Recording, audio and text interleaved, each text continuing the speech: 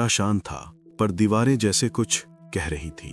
पीली रोशनी में तैरते पर्दे हवा के हल्के झोंकों से सरसराते थे और मेज पर रखे 2 कॉफी के मग उस बातचीत के गवाह थे जो अधूरी रह गई थी। तन्वी कुर्सी पर बैठी थी। सफेद शॉल उसके कंधों पर ढका था, पर भीतर एक बेचैनी थी जो किसी भी कपड़े से नहीं ढक सकती थी। सामने आरव खड़ा था, उसके चेहरे पर वही नर्म मुस्कान जो कभी कॉलेज के दिनों में तन्वी के दिल की धड़कन बढ़ा देती थी। सालों बाद आज वो फिर उसके सामने था, लेकिन इस बार समय गवाह नहीं, कसूरवार था। दोनों के बीच एक अजीब खामोशी थी, ऐसी खामोशी जिसमें 1000 बातें दबी थीं। राघव धीरे से बोला, तन्वी, अब और क्यों रोक रही हो खुद को? कितनी बार इस वक्त का इंतजार किया हमने। उसकी आवाज में तड़प थी और तन्वी की आंखों में झिझक का समंदर। उसने गहरी सांस ली और कहा, कभी कभी आरव, सही वक्त आने में पूरी जिंदगी चली जाती है। दोनों की निगाहें मिलीं और कमरे की हवा भारी हो गई। अगर ये कहानी आपको पसंद आ रही है तो प्लीज लाइक, शेयर और सब्सक्राइब करें स्टोरी जंक्शन चैनल को, जहां हर कहानी दिल से निकलकर आत्मा तक पहुंचती है। खिड़की के बाहर बारिश रुक चुकी थी, लेकिन हवा में अब भी गीलेपन की महक थी, वो महक जो पुरानी यादों को जगा देती है।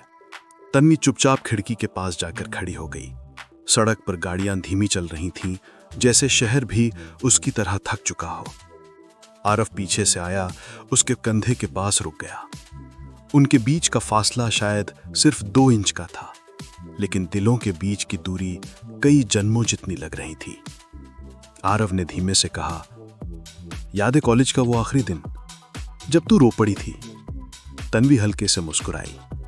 याद है आरव, और याद ये भी है कि उस दिन तूने कहा था कभी मिलेंगे तो अधूरा नहीं छोड़ूंगा। देख, मिल गए, मगर कुछ चीजें अधूरी रहनी ही पड़ती हैं। उसकी आवाज में कपकपी थी, जैसे शब्दों में हिम्मत थी पर आत्मा रो रही थी। कमरे में घड़ी की टिक टिक गूंज रही थी और उस टिक टिक में बीता वक्त फुसफुसा रहा था कि शायद देर हो चुकी है। अचानक कमरे का माहौल टूट गया, जैसे किसी ने किसी जादू को तोड़ दिया हो। टेबल पर रखा मोबाइल एक तीखी रिंग के साथ चमक उठा। तन्वी का दिल धक धक करने लगा। उसने स्क्रीन पर नजर डाली। Raghav, love, calling. अपने पति का नाम देखकर उसकी उंगलियां ठिठक गईं। आरव ने कुछ नहीं कहा, बस चुपचाप उसे देखा। तन्वी ने कांपते हाथों से फोन उठाया। हेलो।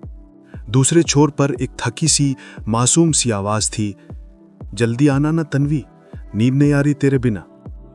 उस आवाज में कोई शक नहीं था, कोई आरोप नहीं, सिर्फ एक सच्चा अपनापन था। तन्वी के होंठ कांप उठे, आंखें भर आईं। उसने जवाब में सिर्फ कहा और फोन काट दिया। आरव ने आगे बढ़कर उसके आंसू पोंछने की कोशिश की, पर वो पीछे हट गई। उसने धीरे से कहा, आरव, ये आवाज थी उस इंसान की जिसने मुझ पर भरोसा किया, और मैं उस भरोसे के मुहाने पर खड़ी हूं। उसके शब्द हवा में घुल गए, जैसे कमरे की दीवारें भी रो रही हों। आरव ने कदम बढ़ाए, उसके पास जाकर कहा, तन्वी, जिंदगी में कुछ मौके दोबारा नहीं आते। उसकी आंखों में वो सब था जो तन्वी कभी चाहती थी, अपनापन, समझ, चाहत। पर तन्वी ने सिर झुका लिया। हाँ आरव, मौके नहीं आते, लेकिन कुछ जख्म कभी भरते भी नहीं। उसने गहरी सांस ली और कहा, मैं जानती हूं, अगर आज मैं यहां रुक गई ना, तो कल हर आईने में खुद को देखना मुश्किल होगा। आरव ने कहा, प्यार गुनाह नहीं होता तन्वी। वो हल्के से मुस्कुराई। हाँ, लेकिन अगर वो किसी और के भरोसे की कीमत पर मिले तो वो इबादत भी गुनाह बन जाती है। उसके शब्द किसी कविता की तरह गूंजे और फिर कमरे की खामोशी में खो गए। तन्वी ने अपना पर्स उठाया, उसकी उंगलियां कांप रही थीं। दरवाजे के पास पहुंचकर वो ठिठकी, एक बार पीछे मुड़ी, आरव की आंखों में देखा। दोनों ने कुछ नहीं कहा, बस हवा ने वो सब कहा जो जबान नहीं कह पाई। दरवाजा खुला और बाहर की ठंडी हवा उसके चेहरे को छू गई। सड़कें खाली थीं, स्ट्रीट लाइट की पीली रोशनी में पानी के छोटे गड्ढे चमक रहे थे। तन्वी ने गहरी सांस ली। वो हवा ठंडी थी, पर उसमें सुकून था। वो धीरे धीरे चलने लगी, उसके कदमों की आवाज रात की खामोशी में गूंज रही थी, जैसे हर कदम के साथ वो अपने अंदर का एक बोझ उतार रही हो। बारिश की कुछ बूंदें अब भी गिर रही थीं, उसके बालों में उलझती हुई। वो मन ही मन बोली, शायद मैंने खुद को बचा लिया है, शायद मैंने अपना यकीन जिंदा रख लिया है। कंधे पर उसका शॉल फिसल गया। उसने उसे संभाला, जैसे अपनी इज्जत और आत्मा को फिर से ओढ़ लिया हो। उसके पीछे होटल की खिड़की पर आरव खड़ा था, बस देख रहा था। कोई शिकायत नहीं, बस एक मौन आशीर्वाद कि उसने वो किया जो बहुत कम लोग कर पाते हैं। सूरज की पहली किरणें पर्दों से छन कर कमरे में आ रही थीं। तन्वी दरवाजा खोलती है, थकी हुई पर चेहरा शांत। राघव सो रहा है। उसके पास वाला तकिया खाली है जिस पर तन्वी का दुपट्टा पड़ा है। वो धीरे से उसके पास बैठती है, उसके बालों को सहलाती है। राघव नींद में मुस्कुराता है। आ गई तुम? तन्वी की आंखों से आंसू गिरते हैं, पर इस बार उन आंसुओं में कोई पछतावा नहीं। वो उसके माथे को चूमती है, फुसफुसाती है, तुम्हें पता नहीं राघव, मैंने कल रात तुम्हें खोने से खुद को बचा लिया है। वो उठकर खिड़की के पास जाती है। बाहर सुबह का आसमान फैला है। वो खुद से कहती है, कभी कभी सही रहना सबसे मुश्किल होता है, पर उसी में आत्मा का सुकून छुपा होता है। वो मुस्कुराती है, एक धीमी, थकी मगर ईमानदार मुस्कान के साथ। उस रात उसने गुनाह नहीं किया, मगर उस रात उसने रोया सबसे ज्यादा।